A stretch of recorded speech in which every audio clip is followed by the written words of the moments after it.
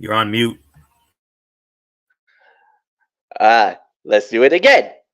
Hello, beautiful people, and welcome to our little humble abode. We call it the Digital Underground on this Feel Good Friday, February 23rd, 2024, and this wrestling show starts right now. What's up, people? It's good old MF Michael Fletcher alongside Anthony Florio. Unfortunately, we will not have Michael Bullock in the building tonight. Bullock's got some commitments beyond his control, and hopefully we'll have him tomorrow night. But with that said, we welcome you guys. Little bit of an abbreviated show. We're going to have a two-parter here. So tonight, Smackdown Live, and we're previewing Elimination Chamber. Tomorrow, the recap of that said chamber. Maybe AEW Collision. I don't know. We'll think about it. But we also got some RWA stuff that we're going to be covering, the Renegade Rumble. So with that said, we're just going to dive right on in. We're not going to waste much of the time. And guys, here we go. SmackDown Live. Unfortunately, tape show. As you guys know, all the guys, all the talent is in Australia. Or in the case of our truth, he's stuck in Austria. How the hell he pulled that off? I have no idea. But it is what it is. So we started off with the first fight of the night. It was Tiffany Stratton going one-on-one with Liv Morgan. And when it was all said and done, the winner of the bout in 11 minutes and 57 seconds was the center of the universe, Tiffany Stratton, winning the match. Look, hey, for what it's worth, yes, this was a tape show, but this was solid. Good start. Very good start to the show. Good action, good fight. And not only that, but Tiffany Stratton showing her, her cunning little weasel attitude by basically, Bianca Belair was at ringside. Tiffany Stratton basically went out there and basically ducked Bianca Belair. Used that as a mechanism to fire Bianca up to try to get involved into the fight because, oh, hell no, you're not gonna slap me around, Barbie doll, and think you're gonna get away with it. Unfortunately for Liv, she got a little too close to the fire. She tried to, try to get some revenge, but it backfired.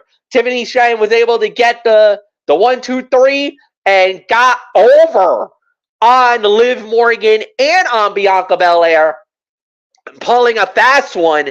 And hey, it was a good spot. It was a solid matchup, to say the very least. I'll give this about 3 stars for me. So with that said, Anthony Florio, it's yours. Tiffany Stratton defeats Liv Morgan in 11:57. That's harboring on 3 1/4, 3 1/2 right there. And that's exactly what I'm going to give it. Tiffany Stratton secured momentum for herself ahead of tomorrow's Elimination Chamber match for a shot at the Women's World Championship with a hard-fought, albeit tainted victory over Liv Morgan to kick off SmackDown tonight. The match featured some solid action, with Stratton continuing to stand out as a star of WWE's future. Liv Morgan has done well with the renewed edge to her character, and it would not be out of the question to see her translate it into a heel turn shortly. Potentially in a feud with Bianca Belair, which the outcome here would easily set up. So, nothing more to say there. And then when it comes to it, Liv Morgan continued to showcase her renewed aggression early on in the match, staying true to her revenge tour persona. And Tiffany Stratton still does not look nearly as inexperienced as her relative youth in this industry would suggest. And she's a natural. So really all I can say here. So this was 3 1/4, teetering on 3 1/2. So not much more to say. MF, we move on to the SmackDown debut of your newest acquisition. And you can thank your boy, the National Treasure, Nick Aldis, for this one. Yes, it was Braun Breaker making his debut, went up against Dante Chan and winning the match in the minute 19. We're not going to talk about the fight. This was exactly what it needed it to be. Showcase fight, for the fans who never saw Braun Breaker on NXT, and this is your first opportunity to see him in a WWE ring, I think it was serviceable. Solid performance. Really nothing more. And yeah, so we move on, Anthony. Next up, we got, this was a good one. Tyler Bate and Pete Dunne versus JD McDonough and Dominic Mysterio. Winners of the bout, believe it or not, get this, 14 minutes and 18 seconds. It was Tyler Bate and the Bruiserweight, Pete Dunne. Anthony Florio, it is yours. Wow. 3.5 to 3 3/4 of a star. A very good high-energy tag bout. Saw the number one contenders roll late thanks to an explosive hot tag from Bate to Dunne and the Bruiserweight's beatdown of the opposition. The British strong-style lads delivered a double pump-handle powerbomb to McDonough to secure the win, then fended off the tag team champions to stand tall ahead of their highest-profile match. To this point, best match of the show right here. It was readily apparent that Tyler Bate, Pete Dunne, and JD McDonough had mixed it up before across the British indie scene. The chemistry here was off the charts. And it never ceases to amaze me how over Pete Dunne is and how long he was saddled with that awful Butch character. His run may end up being a question of what if in regards to how much he could have accomplished had he been allowed to be the Bruiserweight from the get-go. But nonetheless, you could certainly make an argument for Fight of the Night honors if you wanted to. There is another match I'm thinking about, but other than that, 3.5 to 3 3/4 of a star. Excellent match. No surprise with the outcome. You want to give Bate and Dunne the momentum going into the match tomorrow, which we'll talk about in a little bit, but nothing else for me left to say here. 3.5, 3 3/4 of a star. MF, what says you? 3.5 stars. The reason why the Butch character got saddled on Pete Dunne, we all know who it was. Who shall not be named on this show. You know where I'm going there. But that's why. But at the end of the day, 3.5 stars. Excellent match. Excellent battle.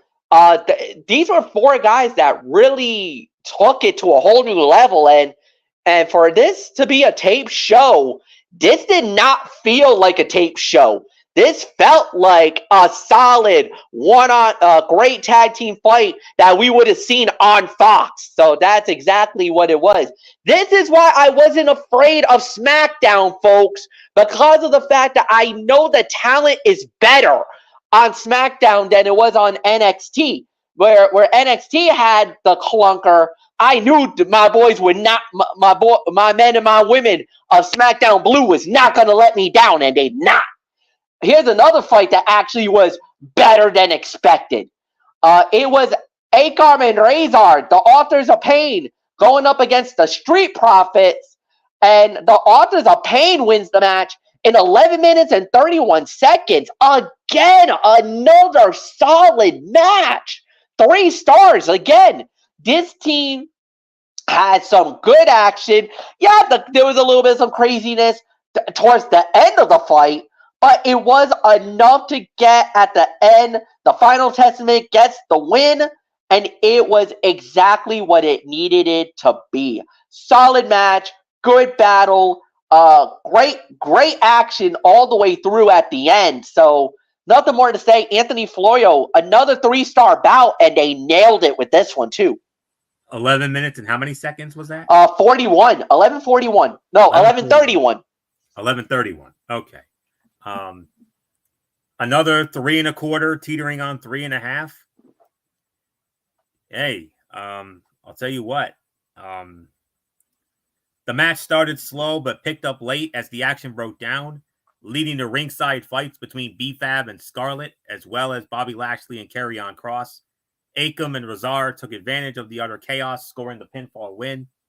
The right team went over here, with the Final Testament continuing to build credibility and legitimacy for itself by way of this victory. Bobby Lashley and company will ultimately need a win, almost as much as the faction needs a name. But for now, the heels are building much-needed equity with the audience as the creative team rehabs Karrion Kross in particular. And Karrion Kross blasted Bobby Lashley's right elbow with a steel chair, prompting Corey Graves and Wade Barrett to immediately question the implications on the Elimination Chamber, in which the Almighty is scheduled to compete for a shot at the World Heavyweight Championship. Could he be written out of the match, setting up a possible surprise entrant? I don't know. We're going to have to keep an eye on that. But other than that, 3 1/4, 3.5. So not much more for me to add. So MF, what do you think of that little thought I just had? Yeah, no, definitely. I haven't heard anything about Lashley being hurt. So, I mean, it pays to see if that's going to affect them to, unfortunately, keep them out of Chamber. But as of right now, I do have them, at least in. Not winning, though. I don't think he's going to win it. But we'll get into our prediction in a little bit. All right. Next up, was the main event of the evening. Drew McIntyre versus LA Knight. Unfortunately, the fight got thrown out in 11 minutes and 43 seconds. All of the participants of the Elimination Chamber, minus, I do believe the only one that did not get, no, everybody got involved in this one. Everybody in the Elimination Chamber matchup all got involved, got in the ring, turned out to be a pure chaos. Anthony, unfortunately, you can call NA if you want to. I would not blame you for it. But, oh my goodness, this had the makings of being an epic until the end. Yeah. If I have to give a rating, it'll be 3 1/4, about 3 1/4, 3.5 once again. Yep. The hotly contested matchup between LA Knight and Drew McIntyre ended in chaos tonight as the 6 men involved in tomorrow's men's Elimination Chamber brawled to close the show. The match itself rolled along until Drew McIntyre tossed LA Knight into Kevin Owens at the announce table. KO laid hands on the Scottish Warrior, drawing the disqualification finish. Cue the brawl and exchange of finishers between the competitors. An appearance from Bobby Lashley, clearly not hurt enough to miss the chamber match. And of course, MF, your favorite, the RKO from out of nowhere from Randy Orton to close the show. Yeah, I hear you snickering. The match between LA Knight and Drew McIntyre was quite good, and it is a shame we will not see a definitive end to it. But this did exactly what it set out to, in that it hyped tomorrow's men's Elimination Chamber match. An emphatic exclamation point to this broadcast, if nothing else. McIntyre wasted little time rocking Knight with a Glasgow kiss headbutt early on. Logan Paul joined Wade Barrett and Corey Graves at the announce table, and then Kevin Owens made his presence felt at that table moments later. Kevin Owens said on commentary, "I don't really like anyone in that match except for Randy Orton, but if I have to, I'll stun Randy Orton." And then Kevin Owens asked Logan Paul, "Remember when you were laying on this table, but it was destroyed?" So, yeah. I very easily could give this, I have every right to give this an NA. But if I have to give it a rating, I would give it somewhere in excess of 3 1/4 to 3.5. So, not much more to say. MF, your thoughts? Yeah, 3 1/4, 3.5, no doubt about it. I don't think there's going to be much of an argument here. It was a solid fight. It was a solid, and it was a very good main event for SmackDown. Obviously, they don't want to give anybody bad momentum going into the chamber, so everybody had their moment, and especially Randy Orton had the biggest moment of the night with the RKO, especially to slam the door on the show. Just showing that he is the veteran voice, he is the veteran guy, and that he's still the best in the world. So, We'll wait and see how it plays out. Overall rating, I gotta give this 8.5 out of 10. There was really nothing bad about this show. I mean, okay, the Braun Breaker squash, but every other match, 3 to 3.5 rating, and this was a taped show for heaven's sake. I knew it. I knew it. I knew it. Triple H and the boys were not gonna let me down, and they did not. They gave us a quality show. They gave us good hype for the chamber. They gave us the excitement that we needed. There was we got a little bit of everything to give us the ball rolling for the show that's going down tomorrow. I loved it. 8 to 8.5. They did an amazing job. Florio, go. You're right. Absolutely. I'm not going to argue. 8.5 out of 10 for me as well. MF nailed it. Tonight's show had one goal: put a final bow on the hype for the Elimination Chamber pay-per-view, and it did just that. Every segment had some sort of implication on tomorrow's event, with feuds intensified, key superstars highlighted, and the show closing segment featuring the obligatory brawl between 6 guys vying for a World Heavyweight Championship opportunity. There was focus, purpose, and most importantly, other than the opening moments, it never felt like a pre-taped show. Most everything made sense, the crowd was hot, and the company stuck the landing. In other words, a quality go-home show. 8.5 out of 10. There isn't anything else left for MF and I to say about this. So, MF, it's onward and upwards to the land down under. Yes, indeed. And we're going to start it out with the Elimination Chamber, Perth, Australia, which is right outside of the suburb of Sydney. It's in Western Australia. This stadium. Yeah. And it's gonna be rocking, man. This is gonna be wild. You guys saw the setup. Unfortunately, the chamber itself took quite a ride just to get to Perth. I mean, it was bad. I take it you saw the press event last night. Yes. Okay. So basically, the chamber itself basically took this long odyssey where basically it was supposed to go through the Mediterranean until pirates basically hijacked the damn thing. So basically they had to get it from Miami to LA, then take it by boat to Sydney, take a train to Perth just to get there, just to get the chamber set it up. And the chamber itself takes about 4 to 5 hours just to create. So they got it just in the nick of time. And as the Anthony showed a photo of it earlier today, the chamber is set. It is created. They got it. It's out there. It was like, oh my God, what the hell? Pirates hijacking the basically hijacking the equipment that creates the Elimination Chamber. I know. Cue the Paul Burchill memes, because that's what I was seeing all day today. Paul Burchill or Captain Jack Sparrow from the Pirates of the Caribbean, Johnny Depp's character. Yeah, it was wild when we heard about that news. In other words, to paraphrase the late great rapper Coolio, the Elimination Chamber basically went on a fantastic voyage.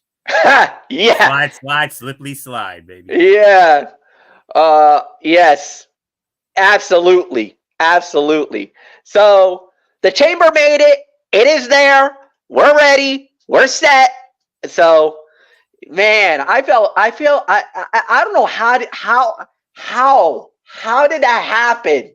I mean, it just like, that's crazy. And on top of that, MF, it's the heat of summer down there. Yeah. It's like 90, 100 degrees, and I feel for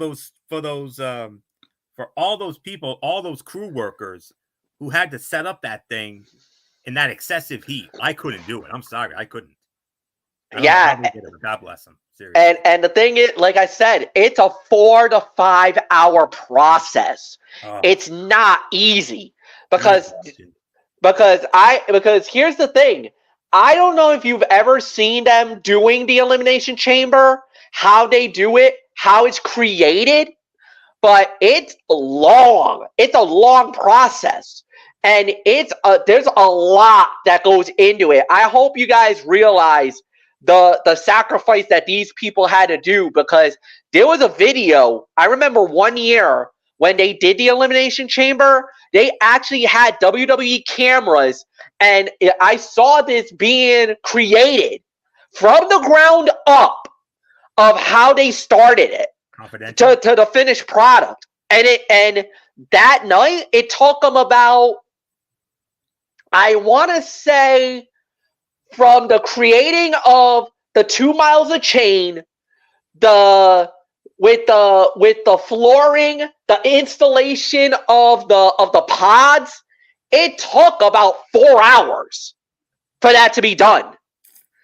And that was just empty arena, like at the dark, during the day. I think it was like on a Saturday they did this, and it was like a 4-hour job for them to do it. So yeah, it's wild what they had to do. All right, so let's start off with the first fight. It's a pre-show fight. The WWE Women's Tag Team titles on the line. It will be the Kabuki Warriors, Kairi Sane, and Asuka. They'll be defending the titles against Candice LeRae and Australia's own Indy Hartwell. She will be in the match. That's going to be the pre-show fight. We don't really need to talk about it, but I think we're all in agreement. Kabuki Warriors should successfully defend those titles. All right, Agreed. First fight of the night. What I've been told is that this is the match that's going to start it off. The Women's Elimination Chamber match. It will be Becky Lynch, Bianca Belair, Liv Morgan, Tiffany Stratton, Naomi, and Raquel Rodriguez.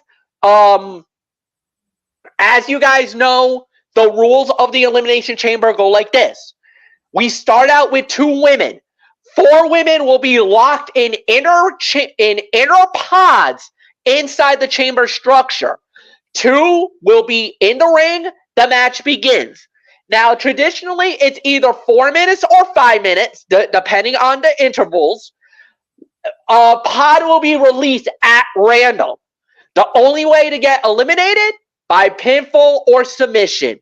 There are no disqualifications. There are no countouts. Last woman standing wins the match and will receive a women's world title match. They'll get to face whoever wins at WrestleMania. It's obvious who wins this. It's Becky Lynch. Becky Lynch has been the favorite all along. Now, if there's a second choice, it's Liv Morgan, in my eyes. I think if they want to go with the swerve, Liv should be the one to win it, because she's got the most vested interest because of who the champion is. However, because of everything that's been going on and everything especially at the WrestleMania kickoff and everything else, I think we know where this is gonna go. Becky Lynch winning the match and is going to WrestleMania as one of the main event fights of the evening. Anthony Florio, it is yours. Before I get into that, MF, I just want to let you folks know about the weather for this event.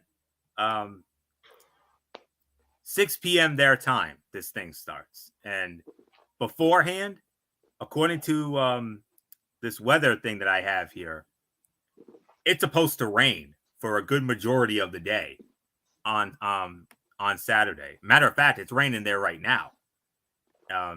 It's approaching 11:30 in the morning over there, because remember, they're 13 hours ahead of us, and yes, and it's supposed to rain, like light rain, showers, something like that, for a good majority of the day. However, by the time 6 p.m. rolls around, the rain, it looks like the rain should be stopped, and I don't think they should have any rain to worry about.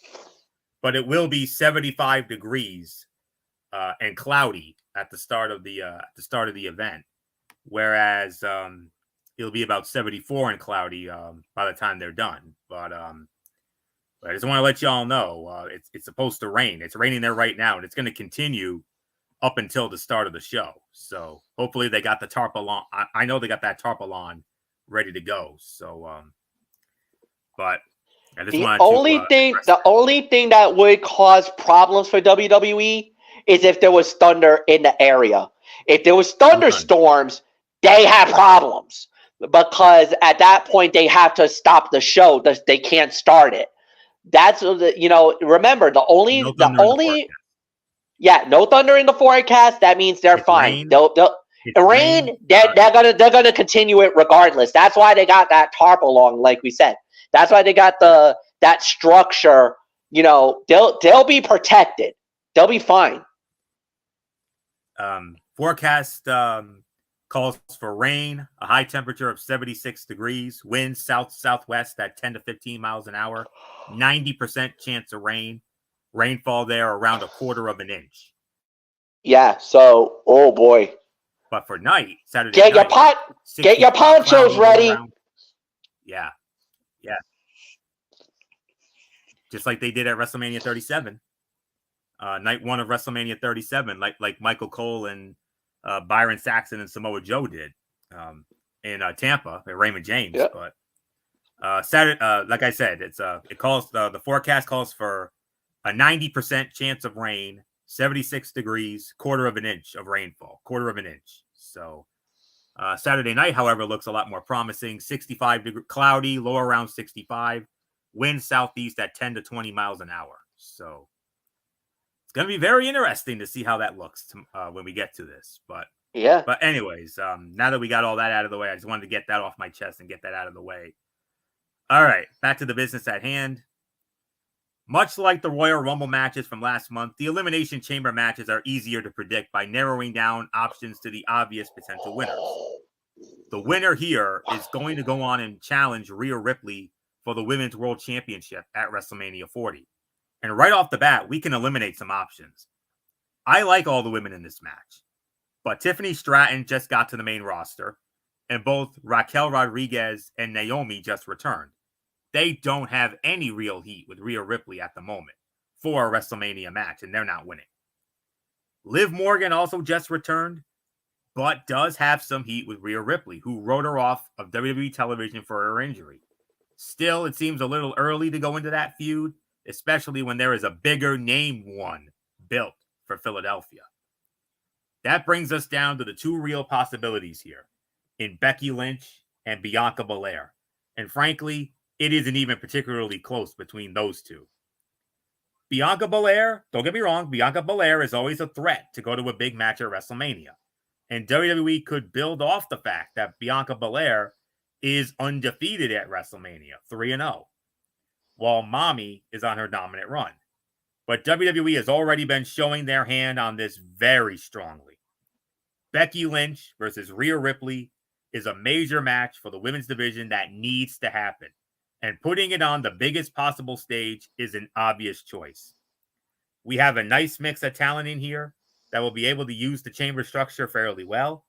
I expect some wild stuff from Liv Morgan and Naomi, while Tiffany Stratton has a chance to prove herself in a major bout. And Raquel Rodriguez and Bianca Belair can be the power wrestlers here. But in the end, though, the man is coming through with the win, so she can go on to challenge Rhea Ripley for the Women's World Championship. So the winner of the Women's Elimination Chamber match, the man, Becky Lynch. So with that, MF set me up for the next match. Next up, it's going to be for the undisputed WWE Tag Team Championship.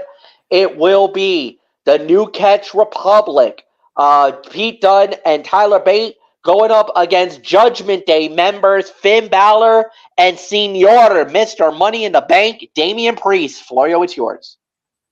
Hey, I'm thrilled. I'm thrilled at seeing the success that Pete Dunne, who is thankfully no longer Butch, and Tyler Bate are having in WWE. They've always been a great tag team, and they're doing fine work since reuniting on SmackDown. But they're not the team to derail the Judgment Day's tag team title run, at least not yet. Finn Balor and Damian Priest don't have clear plans for WrestleMania right now, and unless there's something greater for them in the works, I can't imagine that their plans won't involve the tag team championships. And while I like Tyler Bate and Pete Dunne a lot, they don't really seem like the team to carry the titles into WrestleMania. But in the meantime, we are getting a fun match out of their holding pattern here. Both teams can obviously go, and their different styles should make for a good time in the ring. I don't think anyone would argue that Finn Balor and Damian Priest's tag title run has been the most thrilling in recent memory, but their run has been a great tool to keep Judgment Day atop the card, a position that is extremely unlikely to change heading into the grandest stage of them all. But in all honesty, we know where this is leading to. Finn Balor and Damian Priest will successfully defend, and I think it's fairly obvious based on everything we've been seeing on Raw lately. I think they're headed for a WrestleMania showdown with The Miz and R-Truth. Yeah. And do not at all be surprised if Truth and Miz win the titles, and Truth ends up winning the titles for them. So, a la Kurt Hawkins during the WrestleMania 35 kickoff show, when he and Zack Ryder knocked off the Revival, snapping his 276 match or whatever it was losing streak. Yep. So nothing more to say here. Winners and still undisputed WWE Tag Team Champions, Finn Balor, Damian Priest, the Judgment Day. MF, your thoughts? Agreed. No, you're absolutely right, 100%. I believe that this is going to be the match, and yeah, I got Balor and Priest winning as well. So we're just going to move on to the men's elimination chamber match for the right to fight Seth freaking Rollins at WrestleMania for the World Heavyweight title. The combatants are Drew McIntyre, Randy Orton, the almighty Bobby Lashley, LA Knight, Kevin Owens, and the United States Heavyweight Champion Logan Paul. It's Drew. I'm not even gonna waste anybody's time on this one. It's Drew McIntyre. McIntyre's been the one that's been on the forefront in that title picture. He's been calling out Cody Rhodes. He's talking about CM Punk. He's been talking about Seth freaking Rollins. So I think what's going to happen is this. McIntyre wins it. He's going to Mania. He'll end up winning the title over Rollins. Rollins goes away. By the time CM Punk comes back, which is probably SummerSlam, we might be looking at a CM Punk versus Drew McIntyre match at SummerSlam. So get ready for that, folks. Awesome. So yeah, that's what I'm thinking, is that I think that's how this is gonna go. So Drew wins it, and Anthony, it's yours. I want you to notice something, MF. Of the 6 guys in this match, Drew McIntyre is the only Monday Night Raw talent in this match. All 5 other guys, Owens, Lashley, Orton, Paul, and Knight, they're all Smackdown. Exactly. And last time I checked, the World Heavyweight Championship is exclusive to Monday Night Raw. It is. Drew McIntyre is a Raw talent.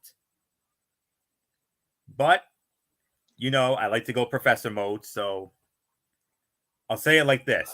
Much like the women's match, the men's chamber match is very easy to predict based on who is not winning. Bobby Lashley, LA Knight, and Kevin Owens are all great competitors who could deliver in a match against Seth freaking Rollins at WrestleMania, but there's no clear storyline direction for any of them.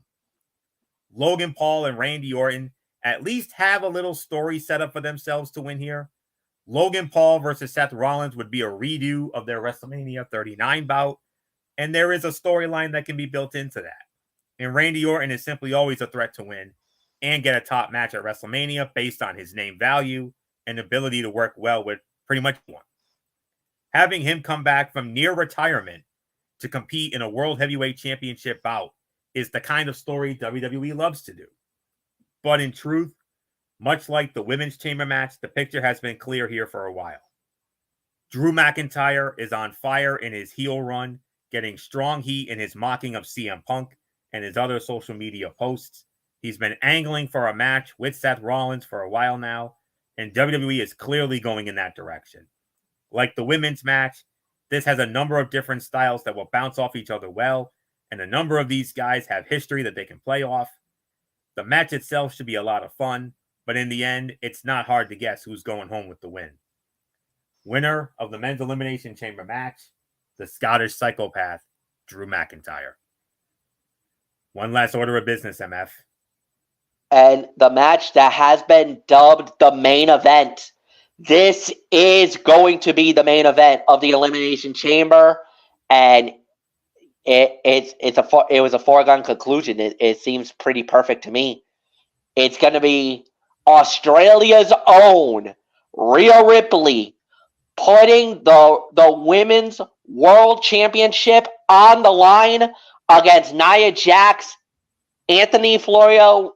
It's kind of a foregone conclusion who's going to win it, but just give me your thoughts on why we feel this way.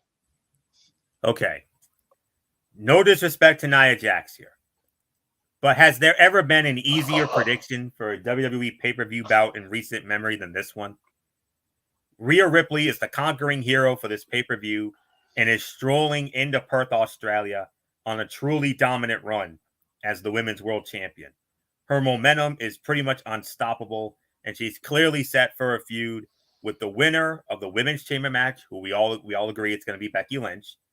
Meanwhile, Nia Jax is also in this match. Again, this is no shade toward Nia Jax, who I'm not exactly a fan of, and neither is Michael Bullock, but we have to admit that she has improved since her first run in WWE.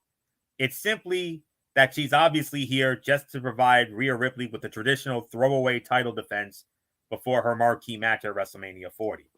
All that said, while the match quality here may not be a sure thing, considering Nia's limitations, it will at least be a heat magnet, thanks to Rhea Ripley's being incredibly over in her home country of Australia. WWE has done a decent enough job of building this feud via Nia Jax's attacks on the champion, so there is a bit of a story here that they can play on, and it smartly utilizes Ripley's popularity in the country to position her as the babyface in this bout. Rhea Ripley will obviously pick up the win to retain her title and move on to defend at WrestleMania, unless Triple H somehow completely loses his mind at some point between now and, well, a few hours from now. So, winner and still the WWE Women's World Champion, the Nightmare, the Eradicator, the hometown girl, Mami, Rhea Ripley. MF, take us home. And oh, by the way, Rhea Ripley, the Wrestling Observer newsletter women's most valuable player. In other words, the female wrestler of the year, by the way. Same here with us. Yep, same here with us. So, yeah, we're done. We're out of here tomorrow night, 10:30. Back here on this channel, the recap of Elimination Chamber. And then I guess we'll do AEW Collision. Maybe not. I don't know. We'll see. But we do got some RWA that we got to cover. The RWA Renegade Rumble. We're gonna be previewing that. And we're out of here. So for Anthony Florio, I am Michael Fletcher. Be a friend, tell a friend, say something nice. You can actually change their life. And until then, we'll see you all tomorrow. Goodbye. Goodbye.